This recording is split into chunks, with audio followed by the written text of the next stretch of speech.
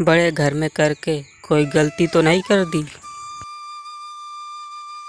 यह कहानी है हरियाणा के एक छोटे से गांव की, जहां पर गुप्ता जी अपनी पत्नी और 2 छोटी बेटियों के साथ रहते थे। गुप्ता जी अपनी दोनों बेटियों से बहुत प्यार करते थे। उनकी हर ख्वाहिश को पूरा करने का प्रयास करते थे। उनकी बेटी जो भी डिमांड करती उसे पूरा करते, लेकिन अनजाने में उन्हें आदर्श संस्कारों से दूर करते जा रहे थे। उसकी बेटी जिद्दी स्वभाव की हो गई थी, किसी को जवाब देने में कोई संकोच नहीं करती थी। उसकी माँ अपने पति को खूब समझाती, बच्ची को इतना प्यार मत दो कि वो बिगड़ जाए। पर गुप्ता जी हमेशा यह कहकर टाल देते कि अभी ये बच्ची हैं, बड़ी होकर समझदार हो जाएंगी। कुछ साल ऐसे ही बीत जाते हैं और अब बच्चियां बड़ी हो चुकी थी, लेकिन उनका स्वभाव पहले से और ज़्यादा कठोर हो गया। बाजार से आते हुए मानसी ने मचलते हुए अपने पापा से शिकायत की, पापा देखो ना, माँ ने आज फिर मेरा मनपसंद का सूट मुझे नहीं दिलाया। तब गुप्ता जी ने अपनी पत्नी से कहा, रमा तुम भी ना दिला देती अपनी बच्ची को उसका मनपसंद का सूट। अच्छा जी, कैसे दिला देती? एक ही तो बेटी नहीं है आपकी। अगर इसको दिला देती तो छोटी का मुँह फूल जाता, और महीने का बजट उसका क्या। गुप्ता जी अपनी बिटिया को प्यार करते हुए कहा, अरे बिटिया, नाराज मत हो। तेरी शादी ऐसे बड़े घर में करूँगा जहाँ किसी चीज़ की कमी नहीं होगी। राज करेगी मेरी बिटिया रानी। किसी बड़े घर में शादी का सपना लेकर तो ही मानसी बड़ी हुई थी। सुंदर सुशील तो थी, इसलिए अच्छे अच्छे घर से उसके लिए रिश्ते आने लगे।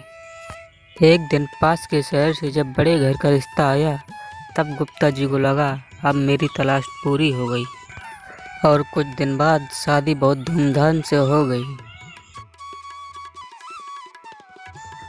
मानसी शादी करके अपने ससुराल चली गई।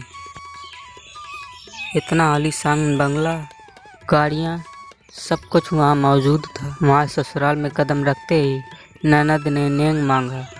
मानसी ने तुरंत फट से 1100 रुपये का लिफाफा निकाल कर दे दिया। ननद ने नाक चढ़ाकर सास से कहा, ये क्या माँ, हमारे क्या इतनी है औकात है? अरे बेटा, अभी ये नई नई है ना, इसे क्या पता हमारे घर में बहन बेटियों को क्या नेंग दिया जाता है। तू आ, मैं अपने लाडो को सोने की झुमकी दूंगी। सुबह मानसी नहा धोकर अपने मायके से लाई सुंदर साड़ी पहनकर तैयार हो गई। जब वो कमरे से बाहर निकली तो सास ने रोकते हुए टोका, बहू, ये क्या पहन लिया? इतने मेहमानों में ये साड़ी अच्छी नहीं लगती। जाओ, जो हमने जरी वाली लाल साड़ी दिलाई थी वो पहन कर आओ। अब तुम्हें हमारे घर के तौर तरीकों से ही रहना होगा। दूसरे दिन मालती ने सबके लिए छोले भटूरे और हलवा बनाया। डाइनिंग टेबल पर बैठते ही सब बातें बनाने लग गए। देवर बोला, माँ मेरा सैंडविच कहाँ है? तब ननद बोली, इतना हैवी ब्रेकफास्ट मैं तो ये कभी नहीं खाने वाली। तब सास ने कहा, बेटा, तुम्हारी भाभी छोटे घर की है ना, उसे क्या पता हमारे घर में क्या खाते पीते हैं। मानसी के पति ने भी बस नाम मात्र का ही चखा। एक हफ्ते के बाद मानसी को पद देने के लिए बुलाना था। तब गुप्ता जी ने मानसी के सास से बात करते हुए कहा, हेलो समधन जी, नमस्कार।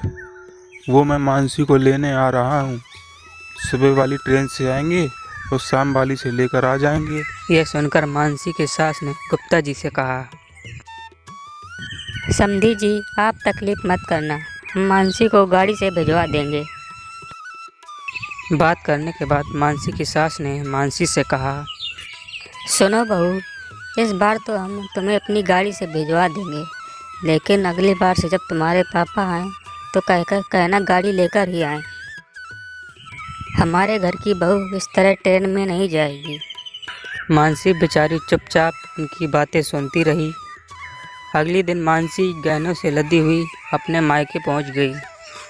मानसी के पापा तो खुश थे, क्योंकि उसकी बेटी को इतना अच्छा ससुराल मिला है।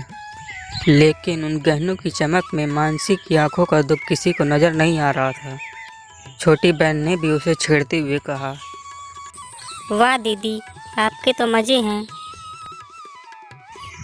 तब गुप्ता जी ने कहा, तू क्यों चिंता करती है, तेरे लिए भी ऐसा ही ससुराल ढूंढूंगा। अगले दिन दामाद बाबू मानसी को लेने आ गए। गुप्ता जी ने उनकी खूब खातिरदारी की। जाते समय गुप्ता जी ने कहा, दामाद बाबू, अगर कोई अच्छा रिश्ता हो तो हमारी छोटी बिटिया के लिए भी बताना। यह सुनकर मानसी ने अपने आंसू छुपाते हुए कहा, पापा, अगर हो सके तो अपनी बिटिया की शादी किसी बड़े घर में नहीं, अपने बराबर के घर में ही करना, जिससे उसे और उसके परिवार को भी बराबरी का सम्मान मिले।